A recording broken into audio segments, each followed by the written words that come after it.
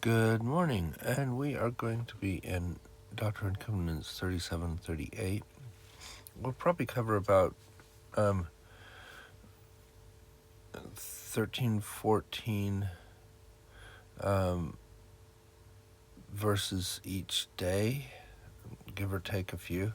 But we're going to be talking about the call to gather to Ohio. Now remember, Sidney Rigdon and Edward Partridge came up to New York, and we've talked about their coming up and some of the revelations that Joseph Smith had for them particularly, and Rigdon has already become very endeared to the prophet in his what is needed of him, as in Rigdon is going to become quite the right-hand man of Joseph Smith. Well, Oliver Cowdery is still around, but Oliver Cowdery is traveling a lot right now. He's going, at this moment, he probably is among the Indians in the West. They had traveled through Ohio and went to, was it Missouri or north of Missouri? I forget where was they were going. But so Rigdon comes here, and we've got that. We've understood that now. What happens because of Rigdon and Partridge coming? Rigdon and Partridge's arrival in New York brought with it word of how deeply the restored gospel had taken root in Ohio, and even as the number of converts in Ohio rapidly grew, the church in New York faced increasing opposition. A few months previously, Joseph Smith had received a revelation declaring that the church should be gathered in one place, though the location had not yet been revealed. So we've read that.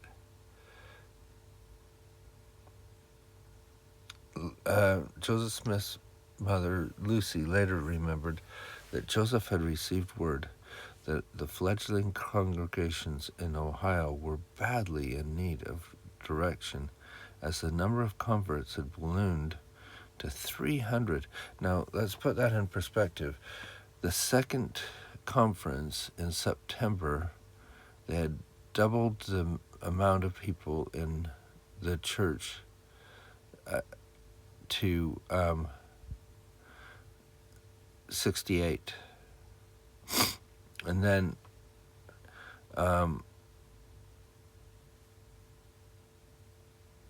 here, and that was the time that the missionaries were called to preach the gospel to the Lamanites, or at that time it was known as the Indians, the Native Americans.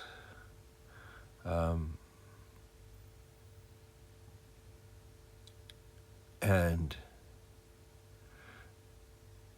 so now they go out from September till, I think this is somewhere talking about by the time Sidney Rigdon and Edward Partridge come is January, I think. So not very few months, just very few months actually. And that you have 68 in one area and 300 in another area. Then as Joseph and Sidney traveled to Fayette, Canandaigua, New York, in late December. Oh, it's still December. It's not even January yet. They received a revelation directing the church to go to Ohio. In the revelation, the men were also directed to temporarily stop working on the Bible revision in order to strengthen the congregations in New York in preparation for the move. 3 days later, the third conference of the church convened in Fayette. Joseph announced to the members the Lord's charge to leave their homes and gather in Ohio. In connection with the announcement, Joseph dictated another revelation that elaborated on the commandment to gather and promised members of the members in Ohio they would receive God's law, and there you shall be endowed with power from on high. Newell Knight later wrote that the members present were instructed as a people to begin the gathering of Israel, and a revelation was given to the prophet on this subject.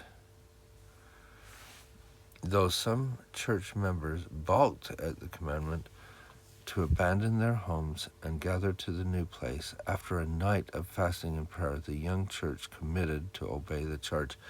I think this is significant here because it's one thing to be asked to do something in a church, as in, oh, can you do this culling? Another thing to say, let's just sell up your houses, your farms, your things that you've been working for so long, and move to a whole different area, move to a place where you don't understand what the prospects are, probably, and see how you get on with it in a way. I find it very bold anyway, bold in any circumstance, to face that. But after a night of fasting and prayer, the young church committed to obey the charge. I know how that feels. I had the same thing with when we moved. It wasn't from the prophet, but as we prayerfully considered, as I graduated from university, I really had planned out where I was going to go next, what I was going to do, how I was going to do it. And then as I prayerfully was considering it, it came very clearly that I needed to come and be near my wife's family, whose grandparents were getting on in years, and their health was failing a little bit. It wasn't that they didn't have someone to look after them, because they had my wife's father and their family. But something said we needed to do that, and we prayerfully considered it. I mentioned it to my wife, and prayerfully considered it just like these people did, and decided that was what we needed to do.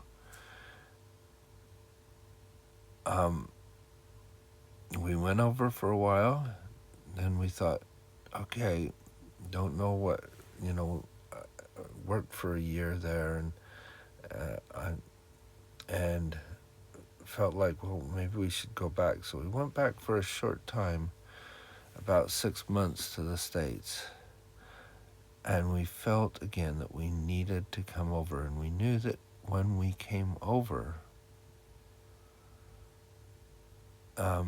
to England again, that it would be permanent, or more permanent than we expected.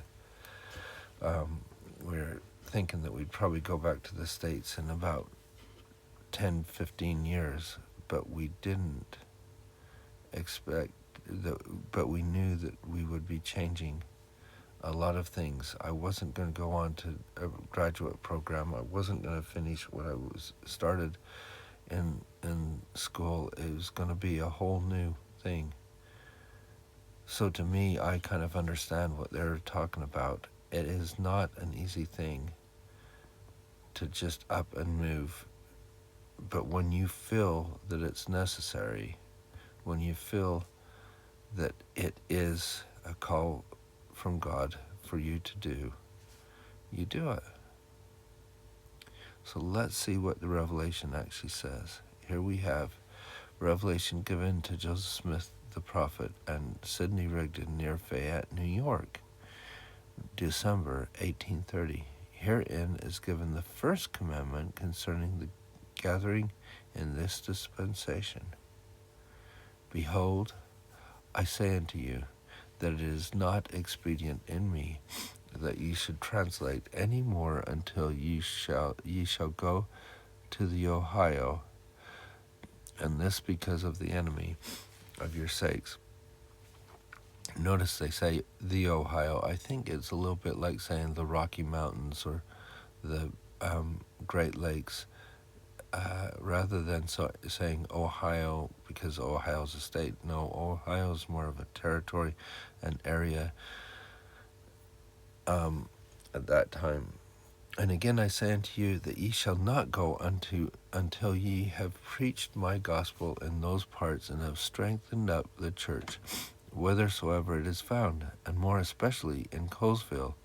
For behold, they pray unto me in much faith. Those Colesville saints really are an amazing group. We find, remember, I believe the Knight family is one of those, and most recognized. And again, a commandment I give unto the church, that it is expedient in me that they should go and assemble together at the Ohio, against the time that my servant Oliver Cowdery shall return unto them. Remember, Oliver is right there preaching to the Indians at this time, or to the Lamanites, as he was Lamanite nations. Behold, here is wisdom. Let every man choose for himself until I come. Even so. Amen. Notice he says, let every man choose for himself. I think that is a really interesting statement.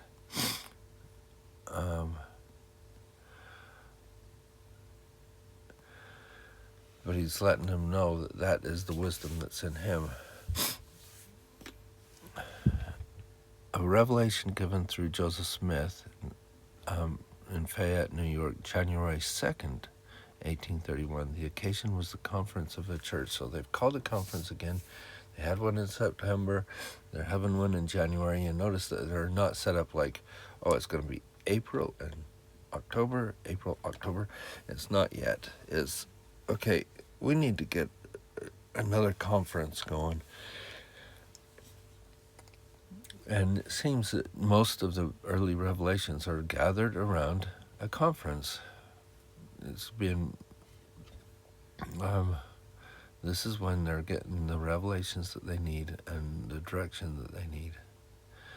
Thus saith the Lord your God, even Jesus Christ, the great I am, Alpha and Omega, the beginning and the end, the same which looked upon the wide expanse of eternity and the seraphic hosts of heaven before the world was made, the same which knoweth all things, for all things are present before mine eyes.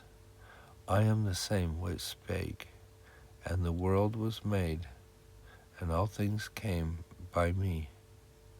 I am the same which have taken Zion of Enoch into mine own bosom, and verily I say, even as many as have believed in my name, for I am Jesus Christ, I am Christ, and mine own name by virtue, and in my own name, by virtue of the blood which I have spilt, I have pleaded before the Father for them.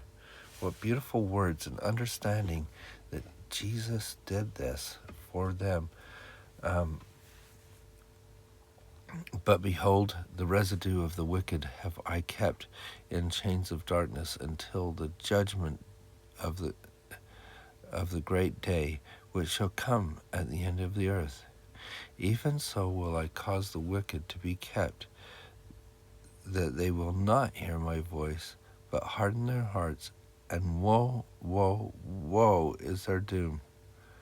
But behold, verily, verily, I say unto you, that mine eyes are upon you. I am in your midst, and ye cannot see me. But the day soon cometh that ye shall see me, and know that I am, for the veil of darkness shall soon be rent, and he that is not purified shall not abide the day. He makes it very clear what needs to be done to be able to abide the day. Is a purification. Wherefore, gird up your loins and be prepared. Behold, the kingdom is yours, and the enemy shall not overcome. Verily I say unto you, ye are clean, but not all, and there is none else whom I am well pleased. We'll leave it there for today, and we'll pick up there. So they're being told, we need to get you purified. We need to get you to gather together to the Ohio, as they say. And we need to establish this covenant and bond between ourselves and God. So you see this all coming out into these things and how they want it to be done. That it needs to be, people need to be purified, and the way they purify is through Christ. But gathering together helps them strengthen each other in the gospel. And he's asking them to do a very hard thing to do. But as you see, they did not just say, okay, whatever you say, let's go. They fasted and prayed about it. They really talked about it and worked out what they felt was the most important thing. They didn't do it like, well, that's your opinion, so we're going to discuss it whether we have the same opinion. They discussed it as, okay, a revelation came from God saying that we should gather to the Ohio, but what does that mean? Well, we're going to have to sell our farms. We're going to have to do other things. What are we going to do here? And we'll find out some more as we go on here. But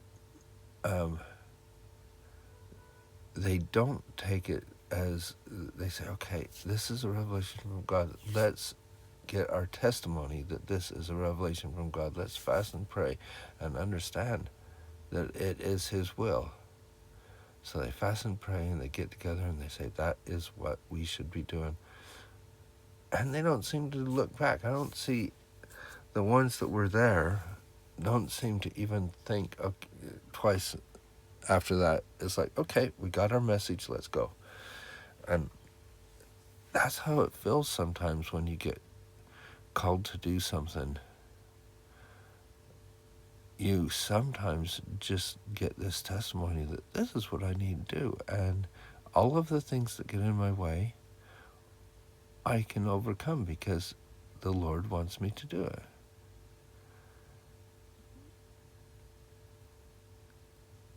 I hope that in your circumstances, wherever you are, that you can look to what God has for you, and that you can be purified in Him and be able to abide the day.